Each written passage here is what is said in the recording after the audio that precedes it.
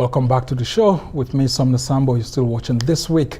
Now, as part of his campaign to restructure Nigeria, if elected president next year, the presidential candidate of the People's Democratic Party, Atiku Abubakar, has promised to create a constitutional rule for traditional rulers in the country so as to allow them play a role in government.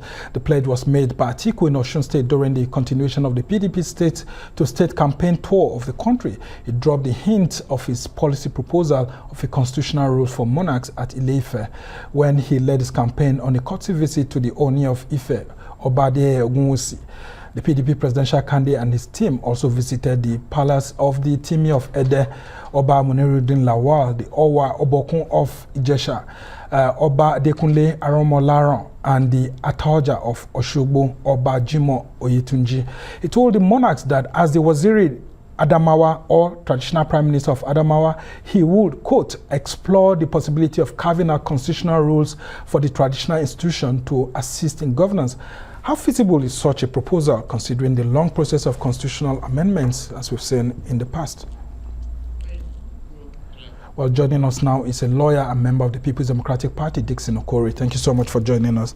Now, just enlighten us, why is it so important for Atiku to discuss these issues with traditional rulers and create a specific rule for them in the Constitution? Thank you for having me, Samna. The candidate of the People's Democratic Party, Waziri Atiku Abubakar, was in Oshobo earlier in the week, where he said that one of the first things he will do if elected is to get a constitutional rule for the monarchs, and in addition to that, total restructuring. I think that shows some element of seriousness, someone that understands what governance is about. If you go back, to the history of Nigeria, the traditional institution has always played a role in governance. Yeah, so I remember in those days, sorry to just cut in there, we used to have a House of Chiefs, in addition to the regular parliament, just like it is in all across the country, in the eastern region, then the northern region, and in the west too. You had traditional institutions playing a key role. So in Nigeria of today, we need to go back to the drawing board to trace our steps back.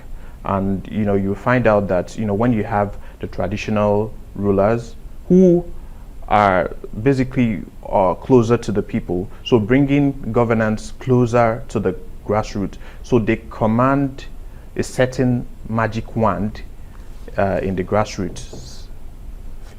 They command a certain magic wand in the grassroots that's going to help government policy. So if you run these policies, or you run governance through these people who are well respected, then it's just going to be easier, and you're going to get to the grassroots better. Now, is it linked to the issues of insecurity that's led to, a lot of people saying that, look, as the custodians of the culture of the people, it's good for us to be able to have at least the security system having a voice from at least the traditional system. Is that part of the driving force for this sort of decision that Atiku is looking at? And then, secondly, how lengthy it can be to amend the Constitution. I mean, we've been doing one since over 2 years ago, and we are still there, still stuck without it being concluded. How feasible do you think this will be if Atiku is elected? Yeah, of course.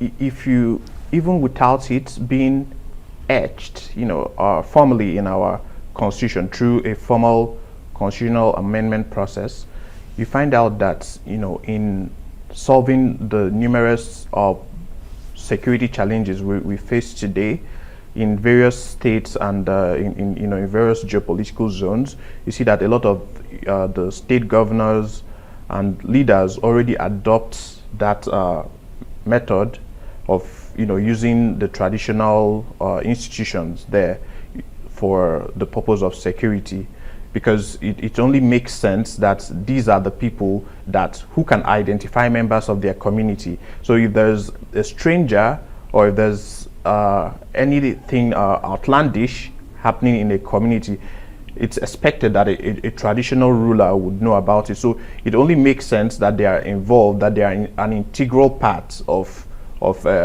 finding a lasting solution to the security challenges, because whether we like it or not, it starts from the community. From the community structure. Is a bottom-up approach to the security situation. Getting it through the National Assembly is another issue. So I believe at the end of the day, whoever is elected, if our candidate, the candidate of the People's Democratic Party is elected, and if there's a majority, then obviously it's going to be easy to run that through the House. But of course, if the party does not have the majority, then maybe there's going to be some kind of lobbying to be done across the aisle. But of course, it's a very good solution to the security challenges we are facing, integrating the traditional institution, and I hope it works. Okay, talk to us about your candidate Atiku Abubakar and his projections for Nigeria if elected president when it has to do with restructuring. When he says he wants to restructure the country, what exactly does he mean? Of course, when the candidate of the People's Democrat, when he talks, it's been an issue, a perennial issue, in many elections, or in the recent past elections in Nigeria, where a lot of candidates have spoken about restructuring, and it shows that it's an issue that must be addressed.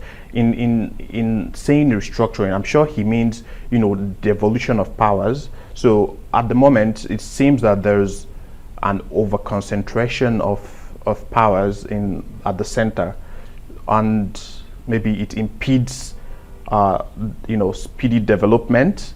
If all the decisions, if the major decisions are going to be made at the center, then it's going to impede those major decisions.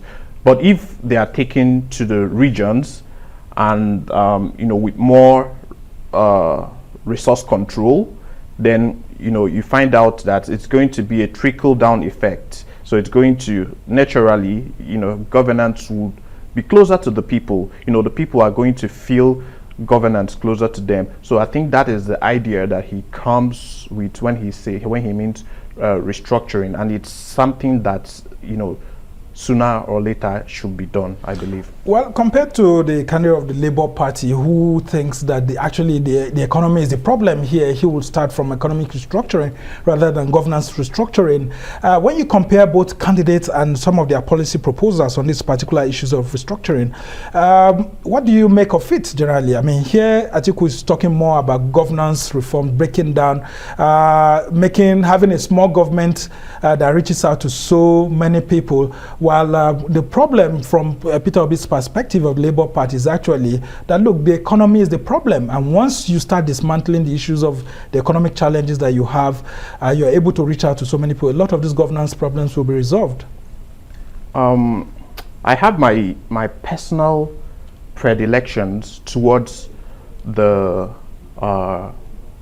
policies of the candidate of the Labour Party for obvious reasons, and I say this because the policies of the candidate of the People's Democratic in saying restructuring, and that of the candidate of the Labour Party can run in parallel, if that makes sense. They are not antagonistic to each other. The policies. We need restructuring. We need to get the economy working. This is my... Yeah, but one seems to be focusing on governance restructuring, the other is focusing on economic restructuring, if we may put it that way. To be honest, at this point, we need all those approaches, and I don't... So the point I'm trying to make is that while one person is saying restructuring, one person is saying economy, I don't think any one of them is wrong. It's just, this is politics, this is an issue-based campaign, so you have to push your own agenda. So if one person thinks he can do it through restructuring, which in any case I don't think what the candidate of the PDP is saying, that it's only through restructuring. It's just one out of many other policies. While the candidate of the Labour Party has, for so many times come out to say that, it's the economy which is not wrong, and we know this. So again, I'm not going to say that, any of them is wrong in choosing whatever approach. What we want is to get Nigeria working by 2023. Yeah, and take us through your decision to actually support the PDP's presidential candidate, Atiku Abubakar, compared to, a lot of young people like you, people who actually come from the southeast of the country too, would want to say, look, let's support Obi. Obi is ours. He's from there. And I also want to wonder why you decided, to support Atiku Abubakar. When I joined, partisan politics a few years ago, I made my guiding principles to be three things. So I have three primary constituencies. One, God. Second, the people. Third, party.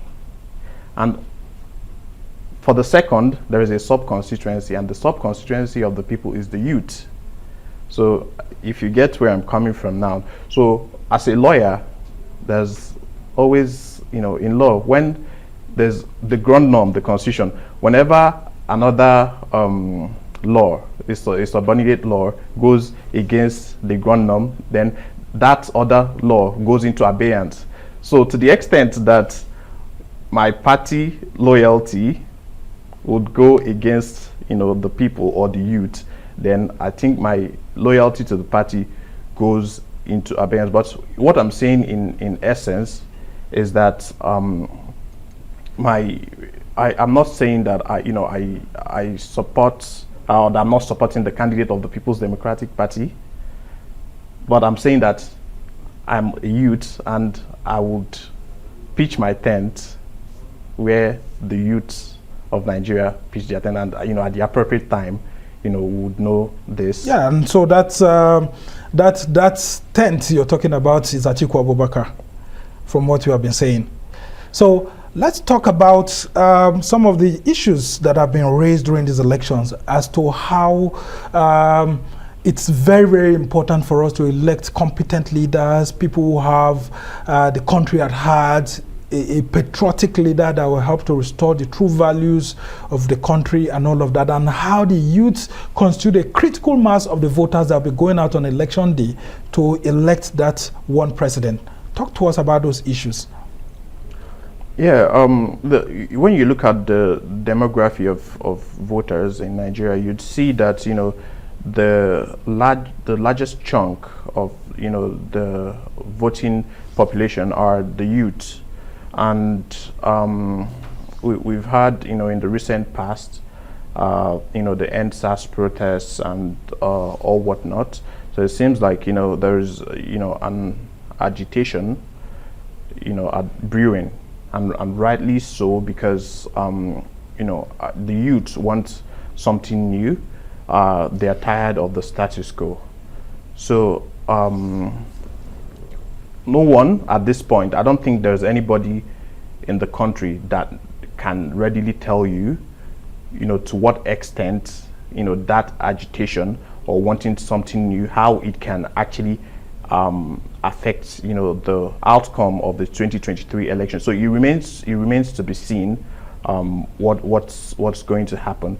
But at the moment, it seems like, the Nigerian youths, a lot of the young people are more disposed to having a new face that's not part of, what they see as the status quo. Yeah, but from all the candidates we've been seeing, these are the same people who have been around for a long period of time. But talk to us about some of the movements we've seen over the last couple of years. There was that NSAS movement that led a lot of young people to say, look, we need a lot of police reforms. And then lots of people also saying that we need electoral reforms, which birthed the Not Too Young to Run bill that eventually became an act of parliament. And then, of course, we've seen that culminating in people saying that go pick up your PVC or go register for your permanent voters cards and all of that. What critical role do you expect the youth to play in the election that's forthcoming? That would eventually decide who becomes president?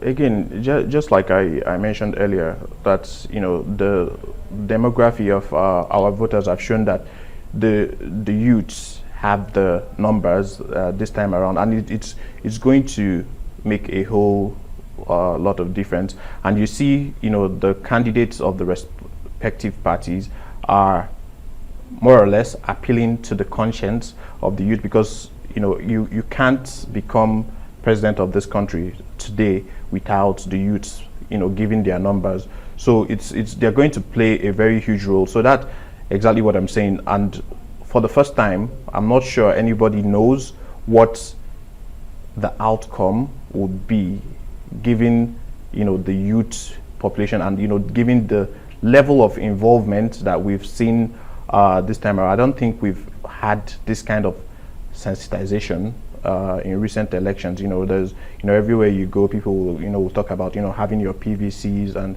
things like that. So people are enthused, people are motivated to actually vote, especially the young people.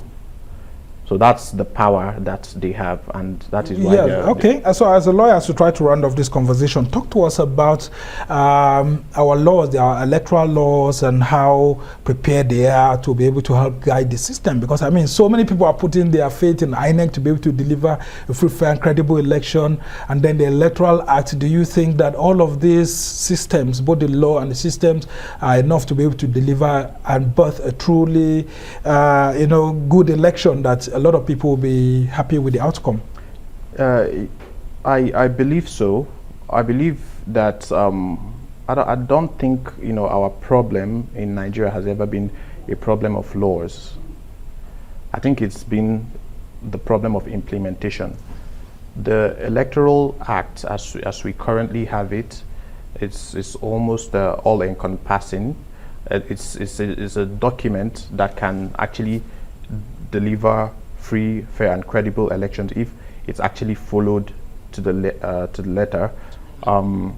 The electronic transmission which is contained is something that I was among those people who prior to that clamored that it should be included, and I was happy when the National Assembly heeded to that call. So I believe strongly that when the electronic transmission and other components or contents of that Electoral Act is actually implemented and not compromised, then I think from there it's going to be a stepping stone to free and fair and credible elections in Nigeria. Okay, and lastly, what are the chances of the PDP in this election going ahead with all you've been seeing, the campaigns and all of that? The PDP is a very big party with a cult followership, no doubt. So it's you wish away the chances of the PDP. You underrate them at your own peril. I mean, it's the foremost opposition party, a party that has been in power for 16 years in Nigeria. That's not a party that you can wave out just casually. All right, we must thank you so much, Dickson Okorie, who is a lawyer and a member of the People's Democratic Party. And it's so good to know that you have so much confidence that your party will be able to emerge victorious in the next election. Well, it's left for voters to decide, but we've spoken about the electoral laws and how the electoral body, INEC, is prepared to actually deliver free, fair, and credible elections. Well, that has been for this edition of This Week. Thank you for watching. Remember to go get your PVC as electoral umpire. INEC has announced consistently that from Monday, December 12th to Sunday, January 22nd, this will be the dates for PVC collection in all the 774 local government offices across the nation. I'm Somna Sambo. Your vote is your voice. Get it and vote right. Thank you. I'll see you next time.